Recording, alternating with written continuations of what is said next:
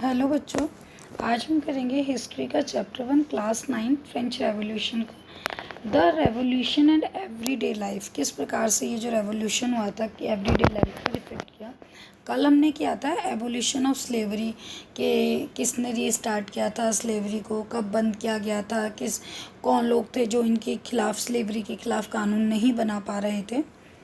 अच्छा, can politics change the clothes people wear, क्या politics जो है जो व्यक्ति कपड़े पहनते हैं उनको बदल सकता है। लैंग्वेज दे स्पीक और दे बुक रीड, जो किताबें पहनते हैं उसको बदल सकता है, मतलब किस प्रकार से डेली लाइफ को प्रभावित करते हैं।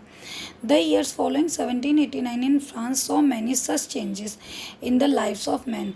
1789 के बाद वाले सालों में लोगों की जीवन में काफ़ी परिवर्तन आए, औरतें और बच्चों के जीवन में। The revolutionary governments took it upon themselves to pass laws that would translate the ideals of liberty and equality into daily everyday practice. कानून ने किस प्रकार से गवर्नमेंट ने प्रभावित किया या प्रभाव डाला एवरीडे लाइफ पर, लोगों के जो कानून बनाते थे उससे। One important law came into effect soon after the storming of the Bastille in the summer of 1789, abolition of censorship। सबसे बड़ा प्रभाव क्या आया जब 1789 में बेस्टिल का जो मतलब बेस्टाइल के किले को तोड़ा फोड़ा गया था, और जो उसके बाद इफेक्ट आया वो क्या हुआ, एबोलिशन ख़त्म हो गई, सेंसरशिप मीन्स अब अखबार में जो मर्जी आए वो छाप सकते थे। In the old regime all written material and cultural activities, book, newspapers, plays could be published or performed only after they had been approved by the censor of the king। पहले कोई भी किताब, अखबार, आर्टिकल अगर छापना होता था तो जो राजा की सेंसर्स के लोग थे, मतलब राजा के जो अपॉइंट किए हुए लोग थे उनसे परमिशन लेकर के छापना पड़ता था। Now the declaration of the rights of man and citizen proclaimed freedom of speech. अब क्या हो गया, लोगों को फ्रीडम ऑफ स्पीच मिल गया and expression to be a natural right, ये एक नेचुरल राइट हो गया। Newspaper, pamphlet, books and printed pictures flooded the towns. Flooded का मतलब बाढ़ नहीं आ गई, मतलब बहुत ज़्यादा मात्रा में टाउन्स में आने लग गए फ्रांस से। From where they travelled rapidly into the countryside, जिससे वो किताबें, अखबार, मैगजीन्स गाँव में भी पहुंचने लगी। They all described and discussed the events and changing taking place in France. France में जो जो चेंजेस आ रहे थे वो सब चीज़ें वो बता रही थी, मतलब मैगजीन्स में आर्टिकल या न्यूज़पेपर में आर्टिकल्स कि भाई फ्रांस में ये चेंजेस आए हैं। Freedom of press also mean that opposing view of events could be expressed. Freedom of press क्या होती है कि हम अपोज कर सकते हैं, जो भी इवेंट्स हो रहे हैं उनको हम अपोज कर सकते हैं कि ये गलत हो रहा है। Each side sought to be convenience that the other of its operation through the medium of print. Play, songs and festive processions attracted large number of people. Plays होते थे, सॉन्ग्स होते थे, वो क्या करते थे, इन चीज़ों को एक्सप्रेस करते थे। This was only way could grasp and identity the ideas such as liberty or justice that political philosopher wrote about at the length in text which only a handful of educated people could read. देखो बच्चा, सभी लोग तो पढ़े लिखे नहीं थे, तो उनको कैसे पता चले कि कौन सा कानून बन रहा है, या तो आप माउथ टू माउथ जाकर के सबको बताएं, which will be very difficult. ठीक है, एक मास कम्युनिकेट करने के लिए, मतलब अगर आपको 50 व्यक्तियों को बताना है तो आप क्या करोगे, 50 व्यक्तियों के पास जाकर बताओगे जी ये चेंज हुआ है।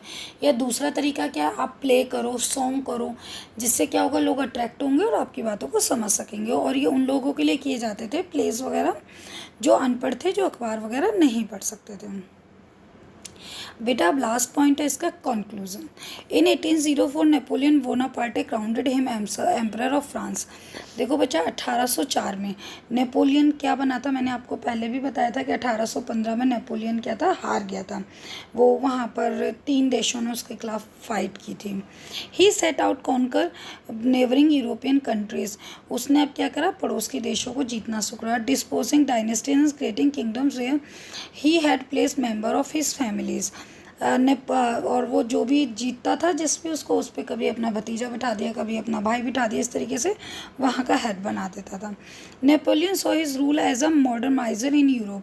ही introduced many laws such as the protection of private property. वो कहता था अपने आप को कि मैं मॉडर्नाइजर हूँ, मतलब मैं बहुत सारी नई चीज़ें लेकर के आऊँगा, जो कि आप 10th में पढ़ोगे नेपोलियन कोड और सिविल कोड के रूप में। कि उसमें से एक मुख्य था, उसने क्या कहा था कि प्राइवेट प्रॉपर्टी आप रख सकते हो, and uniform system of weight and measure provided by decimal system. दूसरी चीज़ उसने क्या करी थी, यूनिफॉर्म वेट एंड मेजर्स लेकर के आया था। मतलब पहले क्या होता था मैंने कि आपको एक स्टेट से अगर दूसरी स्टेट में भी जाना है तो आपका करेंसी चेंज हो जाएगा, पर और आपका मीटर्स भी चेंज हो जाएगा। मीन्स कहीं पर 100 सेंटीमीटर है 1 मीटर में, तो कहीं 120 सेंटीमीटर हो जाएगा, अगली जगह 80 सेंटीमीटर हो जाएगा। इससे व्यापार करने में काफ़ी तकलीफ होती थी। तो वो यहाँ पर equal uniform system of weight and measures लेकर के आया था, और ये काफ़ी अच्छी चीज़ थी। Initially many saw Napoleon as a liberator. शुरुआत में सबको लगा था, मतलब बहुत सारे लोगों को लगा था कि ये स्वतंत्रता देगा, who would bring freedom for the people.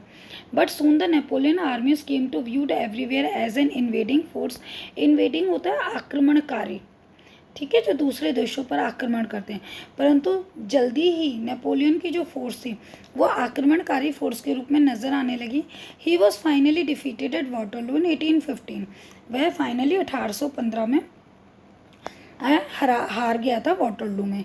बच्चा जब ये 1815 में आया था, उसके बाद बर्बन डायनेस्टी को दोबारा से रीगेन किया गया था, मतलब दोबारा से राजा बर्बन डायनेस्टी का बन गया था।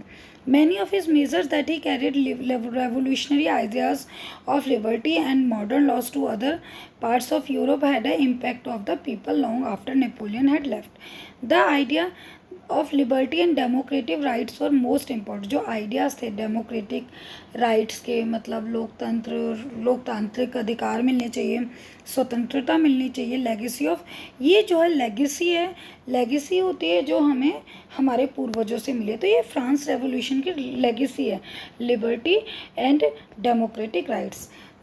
ये क्वेश्चन बनता है, एक ये क्वेश्चन बनता है कि कहाँ पर हारा था नेपोलियन, एक ये क्वेश्चन बनता है कि 1804 में नेपोलियन को कब क्राउन मिला था, एक आपका इसमें क्वेश्चन बनता है कि उसने क्या क्या लॉज बनाए थे, तो उसने प्राइवेट प्रॉपर्टी का लॉ बनाया था। सेकंड बहुत इंपॉर्टेंट था, uniform system of weight and measures बनाया था, और ये नेपोलियन के बारे में आप 10th में थोड़ा ज़्यादा डिटेल में पढ़ोगे। This spread from France to rest of the Europe of 19th century, where feudal system were abolished. Colonies were rework the ideas of freedom from bondage. अब colonies कौन होते हैं, जिन पर दूसरा देश शासन कर रहा होता है। Their movements to create a sovereign nation state.